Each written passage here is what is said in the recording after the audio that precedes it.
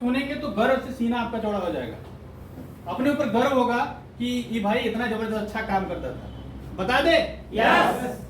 दोस्तों, आप सुनेंगे तो कहेंगे कि मुझे भी ऐसे करना चाहिए। डीटीएम के पहले की बात करें तो आज से 10 साल 15 साल जब पहले जाएंगे तो अगर घर की बात करें तो मेरे पास घर नहीं था, मेरे पास घर नहीं था मगर अगर एक रूम था उसमें कम से कम नहीं तो 7 लोगों का परिवार रहा करता था मेरे परिवार का। ऐसी कंडीशन नहीं थी। उसके बाद जब मैं बड़ा हुआ तो ऐसी कंडीशन नहीं थी कि हम खुद रह सके, घर बना सके या काम कर सके या कुछ अपने परिवार के लिए कर सके। लेकिन दोस्तों, जब समय बीता तो जैसे लोगों को ललक होती है, लोगों को होता है कि मैं कुछ नौकरी कर लूं, अच्छा जॉब पकड़ लूं, अच्छा एजुकेशन ले लूं, मेरे अंदर भी ललक था। उम्र के हिसाब से मैंने भर्ती आर्मी वगैरह का ये सब देखना चालू किया, लेकिन बट हुआ नहीं, इसलिए कि नौकरी का भारत में शॉर्टेज है। उसका रीजन है जनसंख्या।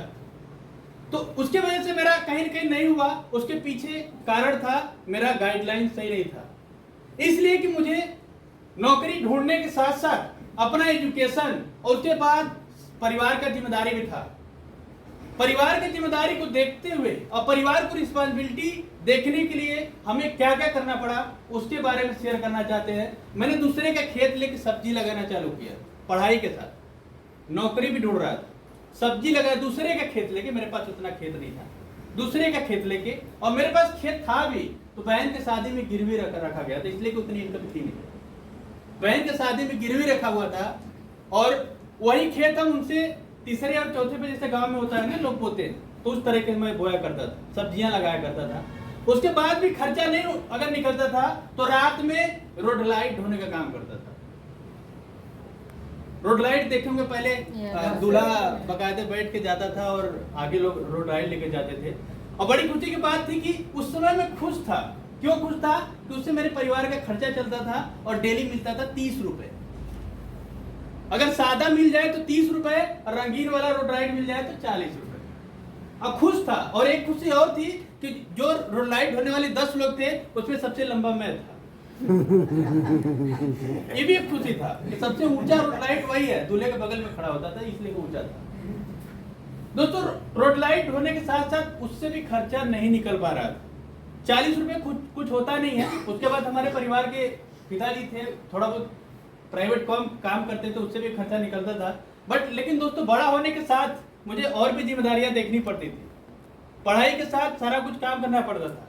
उसके बाद अगर और भी बात करें तो हम दूसरे के घर पे झाड़ू लगाया करते थे। मुझे कहने में कोई अफसोस नहीं है, इसलिए कि जब बताएंगे तो आपको लगेगा। इसलिए कि बहुत सारे हम फील्ड में जाते हैं, क्वेश्चन होता है कि मैं भाई बहुत गरीब हूँ, मैं नहीं कर सकता, मेरे पास समय नहीं है, मैं नहीं कर सकता। तो मेरे पास जो मैं बता रहा हूँ अपने दिल के बात बता रहा हूँ। शायद मैं पहली बार यहाँ बोल रहा हूँ, इसलिए कि इतना अचीवमेंट और जितना मान सम्मान मिलता है तो अंदर की जो किताबें होती है जो दबी रहती खुल जाती है। शायद इसी वजह से मैं आज बता पा रहा हूँ। दोस्तों, उसके साथ और बताएं तो बहुत सारे मैंने काम किया। सीमेंट वाला जो ईटा बनता है देखे हैं, तो सीमेंट वाला ईटा ये लोहता फैक्ट्री है उसमें भी बनाने का काम करता था। सब काम करता था, लेकिन एक मेरे मन में डॉट था कि हमें आगे बढ़ना है। हमारे अंदर एक क्वेश्चन था, लोगों को देखता तो मेरे अंदर भी फीलिंग जागती थी कि मुझे भी ऊंचाइयों पे चलना है। मैं भी जहां खड़ा हूं और इतनी ऊंचाई पे जाऊं कि मैं भी अगर बोलूं तो वहां बहुत सारे लोग सुनने वाले हैं। दोस्तों, एजुकेशन भी, पढ़ाई भी मैंने थोड़ा बहुत नहीं किया। बीएड वगैरह और बीटीसी वगैरह ये सब, कंप्यूटर के नॉलेज बहुत सारा मैंने चेन्नई से सीफी क्वालिफाइड हूँ एज ए सॉफ्टवेयर इंजीनियर। बहुत सारा एजुकेशन किया हूँ, लेकिन कुछ हुआ नहीं।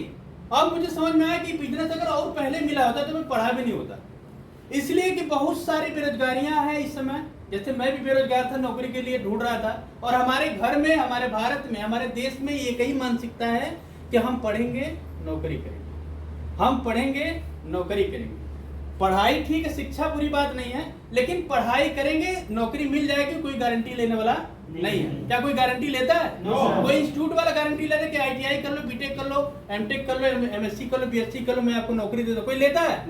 तो साहब, उस समय मेरे समय भी था। मैंने जो भी समझ में आया, लोगों ने बताया कि ये पढ़ ले नौकरी लग जाएगी, मैंने पढ़ लिया। उन्होंने कहा कंप्यूटर कर लेगा तो 10-20 हजार की नौकरी मिल जाएगी, तेरा खर्चा चलेगा। मैंने किया, लेकिन फिर भी नहीं मिला। लेकिन दोस्तों ये सब करने के बाद एक बार पेट्रोल पंप पे DLW पेट्रोल पंप पे काम करता था। सारा करने के बाद वहाँ सैलरी मिलती थी जिससे परिवार का खर्चा चलता था। अब मेरे पास समय नहीं था, सुबह 7 बजे से शाम को 7-8 बजे तक करता था। शाम को 7-8 बजे करने के बाद घर पहुंचते पहुंचते 9 बजता था, खाते पीते 10 बज जाता था, फिर सुबह उठते थे, चले जाते थे। 7 महीने 8 महीने का दिन बीता। 7-8 महीने जब शाम को जाता था तो मेरे बच्चा था, सोया रहता था, सुबह जाता था तब भी सोया रहता था। और ऐसा काम था कि कोई छुट्टी नहीं थी। तो मुझे भी अंदर से बड़ी ग्लानि होती थी, कौन सा मैं जीवन जी रहा हूं। लेकिन बस मन में डॉट था कि कॉन्सेप्ट मेरे पास कोई ऐसा है, कोई रास्ता मिल जाए। मेहनत तो करता हूं बट मेरे पास कोई रास्ता नहीं है कि मैं कुछ कर पाऊं। कोई हाथ थामने वाला नहीं है। और थैंक करना चाहता हूं अपने ग्रेट अपलाइन का, जिन्होंने इस DTM का डोर हमारे हाथ में दिया। एक बार उनके लिए जबरदस्त क्लैपिंग।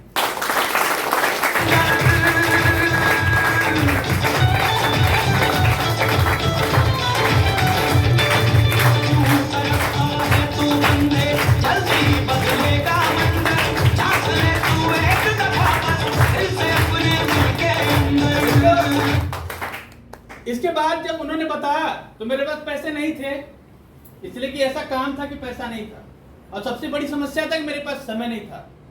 करना तो चाहता था लेकिन मेरे पास समय नहीं था।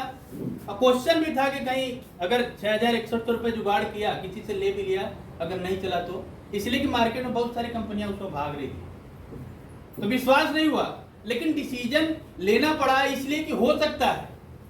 दलाल सर का एक वीडियो दिखाया था हमारे प्लान में, उन्होंने बताया कि देखो ये 6.5 लाख की कर्जे थे, उन्होंने 6000 और कर्जा लेके यहाँ से करोड़ों रुपए कमाया। आपका भी जीवन बदल सकता है।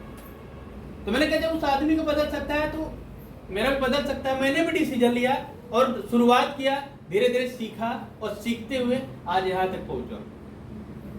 दोस्तों ये बड़ी बात नहीं है, ये बड़ी बात नहीं है कि मैं इतना पैसा लिया हूं। पैसा कुछ नहीं है, बट पैसे बगैर भी कुछ नहीं। अगर पैसा लिया हूं वो तो खर्च हो जाएंगे, चले जाएंगे, लेकिन सबसे बड़ी बात यह है उस गरीबी के माहौल में जीने वाला ये लड़का जो आपके सामने बोल रहा है, जिसको अगर 10 लोग बैठे हैं तो इतनी इज्जत नहीं थी कि कुर्सी छोड़ के या कुर्सी मंगा के लोग अपने लेवल पे बैठा दे। आज ये लड़का ऐसा है कि आप जैसे भाई बहन के बीच में अगर चले जाए तो सारे लोग, कम से कम नहीं तो 300-400 लोग का प्यार मिलता है। और 300-400 लोग मेरे लिए तालियां बजाते, सबसे बड़ी बात।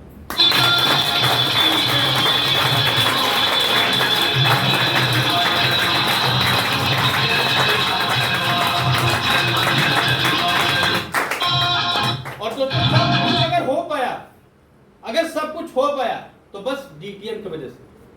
अगर मेरे लाइफ में DTM नहीं आता तो लोग जैसे मैं सोचता था वही आज सोच रहा होता, जैसे लोग सोचते हैं। अगर डिसीजन नहीं लिया होता तो आज भी वही काम करता जैसे पहले करता था, वही समस्याएं होती।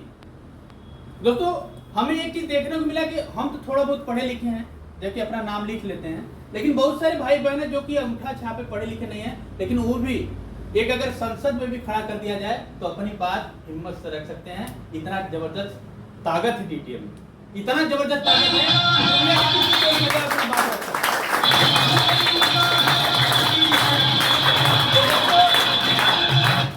यहाँ से मुझे अपने परिवार का मान सम्मान सारा कुछ मिला, हमारे परिवार को भी लोग जानने वाले मिले, और उसके साथ साथ हमें यहाँ से बहुत सारा पैसा मिला और एक रास्ता मिला। इसी रास्ते पे चल रहे हैं दोस्तों। ज्यादा कुछ नहीं कहेंगे और यही कहेंगे कि साहब अगर आप लगे हैं तो लग के इसको करिए।